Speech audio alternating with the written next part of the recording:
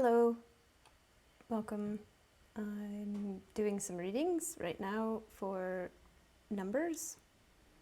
This is for numerology or maybe your life path number, however you want to see it. I'm going to start reading for the number 1 right now. And I have no idea how this is going to go, but we're going to see. That was Dirk there who just paid us a visit. And I'm going to just draw some cards for the number 1. This reading is dedicated to number 1. Kind of feels like, what was it, on Sesame Street? Why do I get that? On Sesame Street, it's like, this episode is brought to you by the letter P. Oh, I'm remembering one too. They did like the letter B, and it was the Beatles. Oh, okay, so that's Dirk. He's shaking the camera. I'm sorry about that. He's exploring today. He's in a very exploring mood. And the other thing about today is I had my booster shot yesterday, and I feel like total, I have a fever. So this is going to be interesting. I kind of wanted to do readings while I had a fever to see what happens. Dirk is going to shake the camera a whole bunch. Sorry about that. Yeah. Oh, and also the other thing to know is that I'm recording these and I'm streaming live on Discord with some people. There's some people who are watching the readings go in real time. So I got 2 of Cups, which is interesting because that was the center card of a reading that I just did. I didn't quite get into what the reading meant, but I got a feeling out of the 2 of Cups. It's about kind of integrating basically what you're aware of and what you're not aware of, like how to make space for things that you're not aware of. So I feel like this reading is generally going to be about what, how you consciously respond to things that you don't know about, or how you account for it. Do you hold space for it? That's a question for you, I guess, at the beginning. In my town here, there's lots of activities still. It's quite early in the evening for me to do readings, but for online.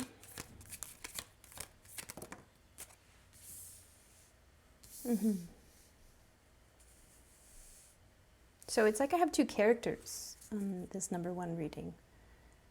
I would say it's about communication more than anything, because it's kind of like there's a side that's kind of drawn by fate, and it's basically we don't really have a choice in what goes down here on this side, and then there's this kind of side that we would actually be doing specific things, or actually creating. And this is kind of the side of us that believes about free will and stuff like that. And as we kind of share these 2 things together, what comes out of it?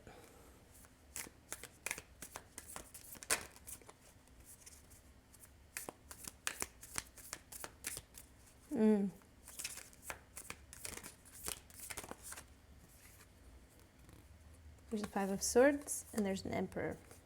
On one side of things, there's a sense of control, and on the other side of things, there's a sense of loss of control. So it's really interesting. It's like, how do we feel like we're in control of things when there's this whole other side of us that feels like we're not in control of things? So this might be, if you're life path number 1, you could be currently having a little bit of an experience where you're feeling like you want to be in control of something that you're not in control of. I'm going to get a bit more specific because, you know, these ethereal readings are going to be great, but I feel like more than likely you've come here looking for a reading, kind of wanting to explore something that you can believe in. And if we don't have examples that detach to our real world experiences, then it's pretty hard to believe in them. We can, you know, get all philosophical and logical all we want.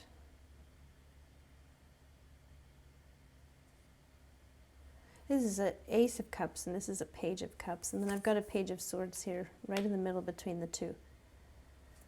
Here's a fun idea. I feel like there's a part of you that actually is aware. So I feel like there's a part of you that you consider to be automatic, unconscious, something that you're not deciding, you have no control over, that actually is quite aware. And I feel like there's a part of you that is quite passive, that actually, and it's almost like these two pages are trading off with one another. There's this idea that if you're a Page of Cups, hi Colin, yeah, yeah. Well, that thought's going to be interrupted in a minute for Colin's visit. Hi. By the way, that's my name. Colin just said my name. My name is Ooh.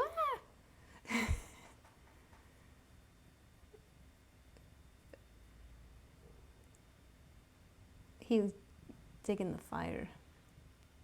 This is interesting. Okay, well, this is the way it goes down here sometimes. Did you just drink some of my tea, Colin?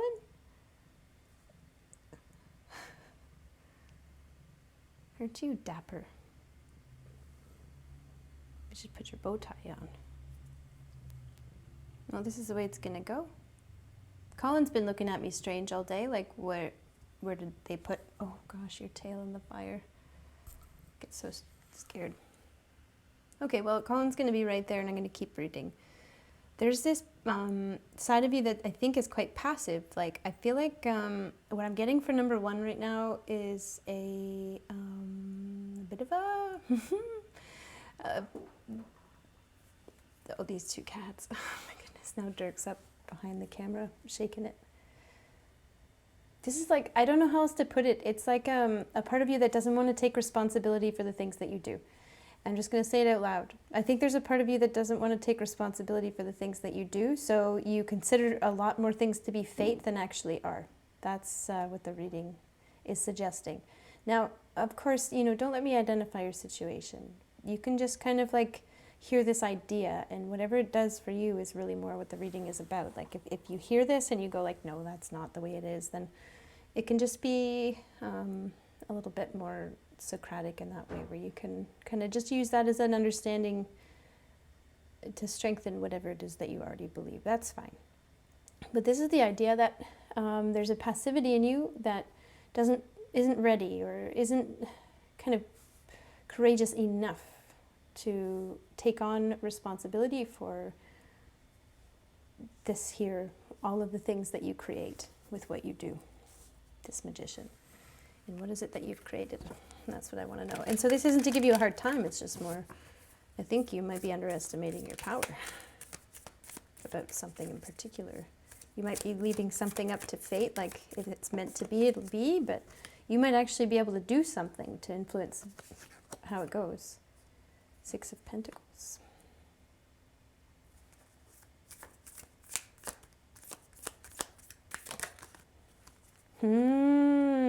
Tower. Number one.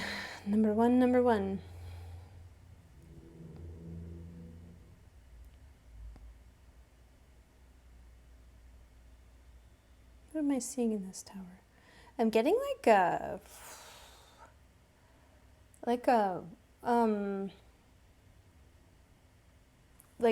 this image of like a plant that hasn't been watered. And if the plant hasn't been watered and then the plant dies, then that's kind of like, it makes sense that had you watered the plant, it would have survived. Likely would have survived. Like, it's kind of like that. So that's the first example. The second thing, I'm getting a whole bunch of stuff. Okay. The second thing is somebody studying for a test, writing a test, and like somebody who studied for the test would know the answers, and somebody who didn't study for the test would maybe still know the answers, but somebody else maybe didn't study for the test and then didn't know the answers. That it's like these logical things, like that if there's a test at school or something, or in a workplace, that if you study for that test, then you will know more of the answers, and if you don't study, then you won't know the answers.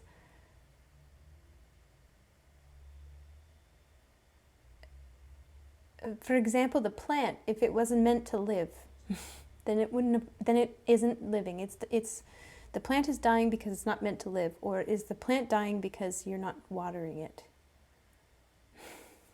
It's kind of like maybe time to get back down to earth about what it is that you can do. And somebody's saying they feel called out. that they're watching this reading right now, being recorded live. This tower, though, it's something specific. I'm getting those two examples just to kind of like preface something, I feel. Queen of Pentacles right there.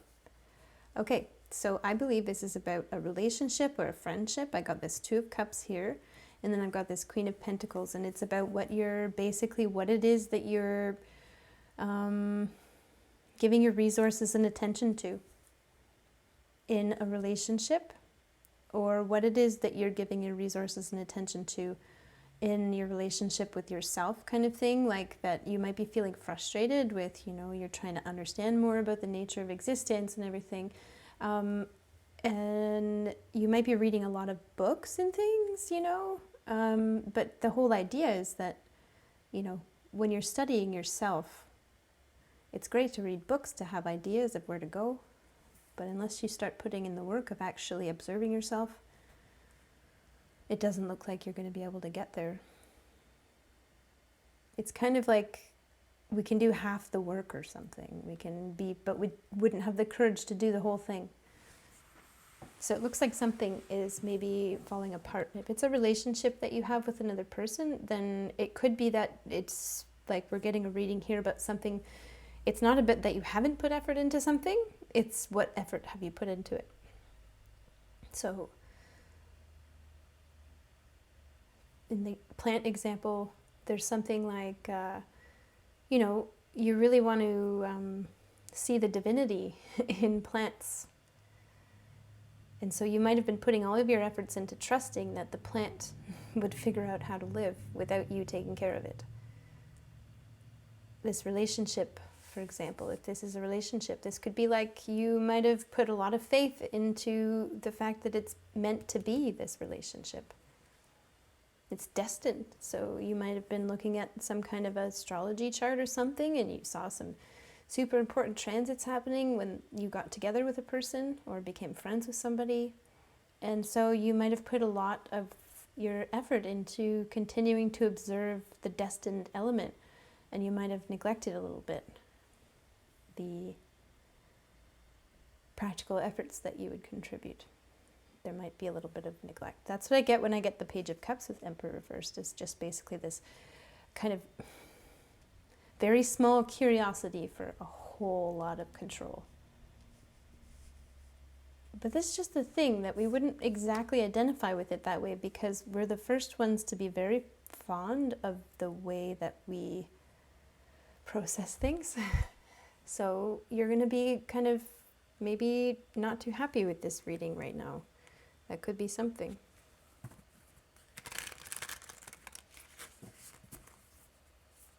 I kind of want to know how we're going to turn this around. There's a star. And the devil. Right. Because it's like attachment on this earth is devil. And right. And the star is just, this is exactly it, right? It's like what do you put into, you know, purpose and the meaning of everything versus what are you actually physically putting into that thing? There's some kind of a relationship here between these two elements, the destined part of things and the will part of things, the free will part. That sometimes when we are afraid to put our will into something for the fear of messing things up, like we might not have the self-confidence here, we might have the courage to kind of engage in it, but we might not have the confidence to actually do particular things to maintain it. And then I've got this devil card, and it's very interesting. We have this, the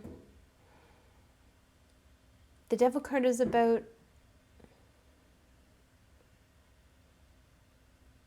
inevitability of what we're here, like that I wake up every morning and I'm still in this body. And I don't want to get too attached to that because, you know, I want to believe in something more. I want to believe that there is something more divine going on, that there's something guiding me more than just my physical body, you know, like it's got to be more about more than just being hungry and then going and eating something and then having a sex drive and engaging with a partner for that or something. You know, like there's this devil energy is about these kind of like urges or just drives that we have, that we feel attached to, and we almost come to resent those things in favor of a higher purpose or something like that. But what I see here is that this kind of almost looking at what we're giving through the lens of almost a disdain or a lack of motivation to head toward attachment kind of leaves us falling short on our physical offerings to things. We feel maybe paralyzed a little bit. We don't know what to do. We don't want to do the wrong thing in this reading.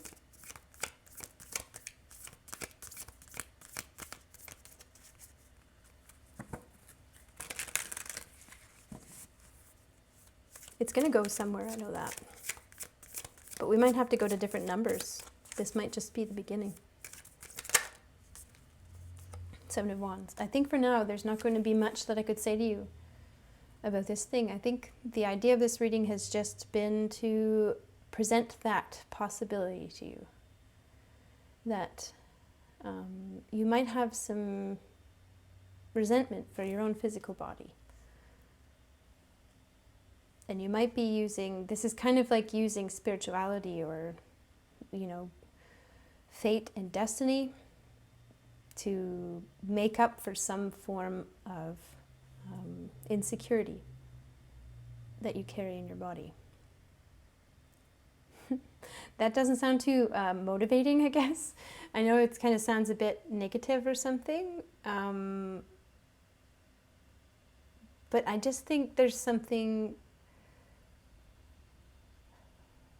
productive for you, if you're resonating with the number 1, to just have that thought rather than it meaning anything. That there's maybe some space that can be held for this thought. For the thought that we might be, you know, if there's a relationship that's falling apart, we might be like, but we're destined to be together. It says so in the chart. And to imagine what that might sound like to somebody who's actually putting a lot of physical effort into a relationship. Or the other way around, you might be experiencing that. You might be experiencing somebody who is in this state. So take it as you will. You might be encountering someone right now who relies so much on fate and, you know, oh, well, you know, it is what it is. Nothing you can do. That kind of stuff over here. And I don't see much in terms of effort from that person to balance that. That's what Two of Cups is really about. It's like that reciprocal nature of friendship. And when we have a reciprocal relationship between our physical offerings and our spiritual offerings, then we come to understand this Ace of Cups. But I don't think this Ace of Cups, this kind of feeling of integrating our spirituality into our physical bodies, I don't feel like that comes around by just practicing our faith. There's something about physical application in this reading. I don't know. I've got a fever right now, so everything is coming out really, really wobbly. I'm going to just stop this reading here.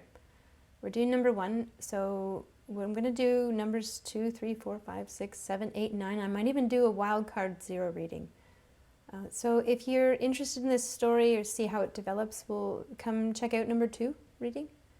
And if that kind of is enough for you, this message, then thanks so much for watching. And I hope that it's been a nice experience for you to see these cards play out in this way. If you have any despair, feel free to toss them into the hat. There's going to be a link in the description for PayPal donation if you'd like. Otherwise, if you want to see more readings, we do live readings on Twitch, usually on Saturday nights and sometimes during the week. But definitely Saturday nights, check out the channel, Tarot Lady and Church. Thanks so much, and take care. Bye.